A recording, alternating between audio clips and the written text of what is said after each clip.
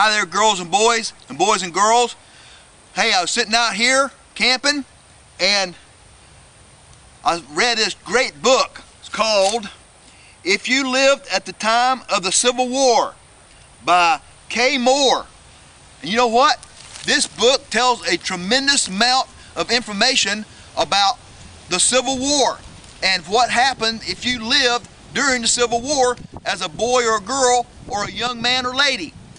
For example, you know, the war between the states happened because the North and the South couldn't compromise. The North had most of the industry. The South had the farms, the plantations. And they couldn't agree on what to do about each other. So the Civil War had 5 Aprils in it. Now the Civil War lasted from 1861 to 1865. So if it lasted for 4 years, how come did it have 5 Aprils in it? Also, find out what state seceded from the Union first. In here, you also going to find out about how the word sideburns. You know, some men have big sideburns. They come down here on the side. Guess what general those sideburns were named after? Was it a Northern or Southern general? It also will tell you in here about how the mail first started in the cities.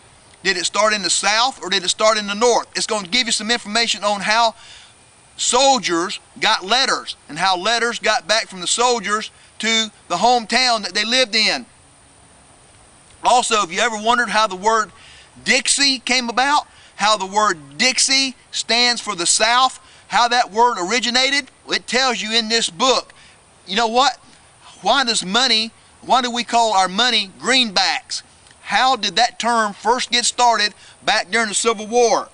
And also, if you were in the South at the end of the Civil War and the North came down, then what did they call those people who carried a special bag along with them? And you know what? In here it also tells you about where the word bum came from. So you're going to want to know that one too, because that's very, very interesting little story in here about that. So go get this book, If You Lived at the Time of the Civil War by Kay Moore, and find out a tremendous amount of information about the Civil War and what it would have meant to you if you lived in the North and what it would have meant to you in the South, and also see which part of the nation you would have lived in would have been the best chance to have seen one of these battles. So get this book, If You Lived at the Time of the Civil War by Kay Moore. You're going to be amazed at all the information you're going to learn. Hey, this is Mr. Dean. Thanks for joining me for another Mr. Dean's Outdoor Reading Adventures.